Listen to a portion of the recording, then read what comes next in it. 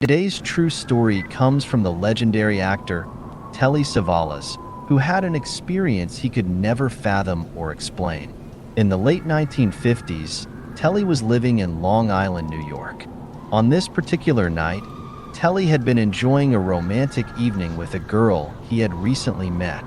At the end of the date, he dropped her home at around 2 a.m. and proceeded to drive back home himself.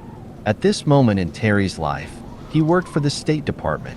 His days of international fame playing the bald detective Kojak were still more than a decade away. In his own words, he described himself as being broke. So, on his journey home, his car ran out of gas, so he slowed and pulled over near the White Castle restaurant. In desperate need of a gas station that was open, he sought advice from the restaurant owner as to the best route that would get him to the station. The directions from the restaurant were quite simple. Telly had to follow a meandering path through a wooded area until he came to the Grand Central Parkway, which would then lead him to the Cross Island Parkway, where he would find a 24-hour gas station. Telly was unfazed by the fact that it was the middle of the night and set off confidently following the route with little to no trepidation. He wasn't the biggest of men, but his burly frame, hard face, and no-nonsense New York attitude had always given him confidence in most situations. As he left the restaurant and started to walk into the wooded area, a high-pitched, effeminate voice called from the road behind him. "I'll give you a ride." Telly spun on his heels and was surprised to see a black Cadillac waiting on the road, window down, and a man at the wheel watching him with curiosity. What astonished Telly the most was the fact that he had not heard a car approach and stop, even in the deathly silence of the evening when the road was almost deserted. As Telly approached the car, he explained his predicament and how he needed a lift to a gas station. Pulling open the door handle made the interior light shine into the cockpit of the Cadillac and illuminate the driver, causing Telly to pause momentarily. The driver was dressed in a white suit, white tie, white shirt, and white shoes. His presence caught Telly slightly off guard, but he wasn't going to look a gift horse in the mouth and accepted the lift graciously. The Cadillac accelerated smoothly away, and both Telly and the driver enjoyed a pleasant conversation as they drove the relatively short route. Arriving at the 24-hour gas station, Telly started to fumble in his pockets, searching for some money to buy the gas. The driver observed Telly, and when it became apparent that Telly hadn't a dime to rub together that night, he kindly offered to lend Telly $1 for gas. "I'll lend you $1, he said in his high-pitched voice. Telly explained that he worked for the State Department and was good for the money. He asked the driver to give him his name and address to allow him to mail the money back the following day. The driver provided Telly with both his details and the dollar, allowing Telly to go in and purchase a can and some gas. Telly returned to the car, and the driver insisted on giving him a lift back to his stranded car. In hindsight, this is perhaps when the most unusual incident of the evening occurred. During the ride back, they quickly resumed their casual conversation, when out of the blue, the driver said, "I know this particular baseball player." They hadn't been talking about baseball, so it came as a surprise to Telly how the driver had switched the conversation so abruptly. Telly asked, "Who's he?" "Utility infielder for the Boston Red Sox," in a voice that Telly often described as the spookiest voice he had ever heard. It put shivers up Telly's back, and if Kojak had had hair, it would have stood up at that precise moment.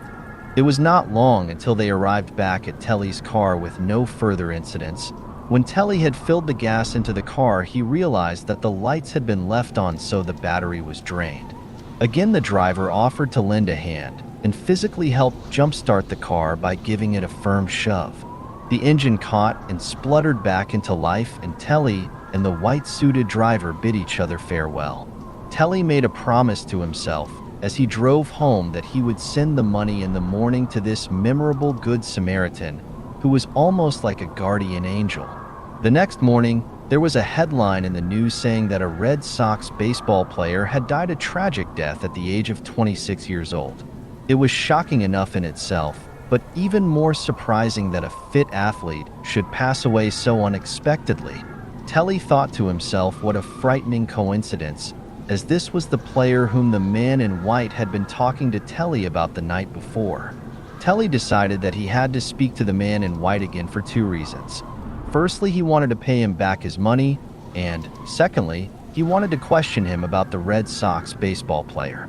So, digging into his trouser pocket, he pulled out the note which had the name and address, and only at this point did he realize that the man had also written his telephone number.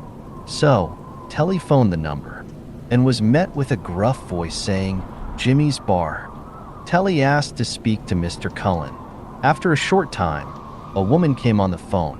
"Who's calling?" she asked curiously. Telly asked again if he could speak to Mr. Cullen.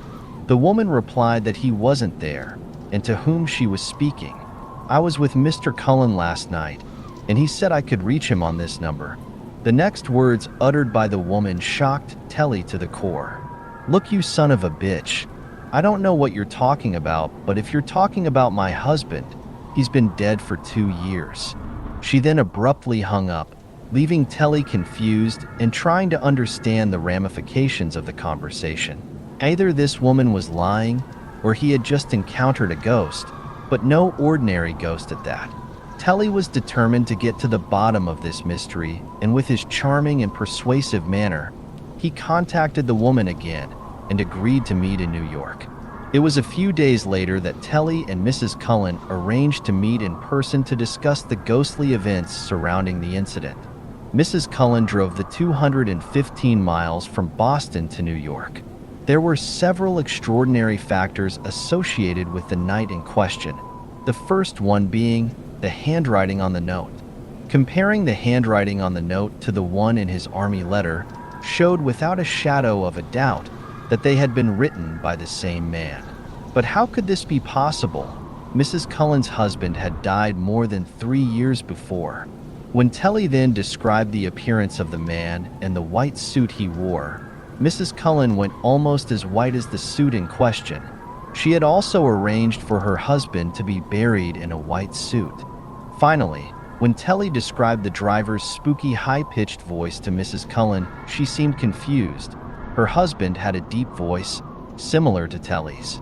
It was then that she revealed her husband's cause of death. He had taken a shotgun and shot himself through his larynx, or better known as the voice box.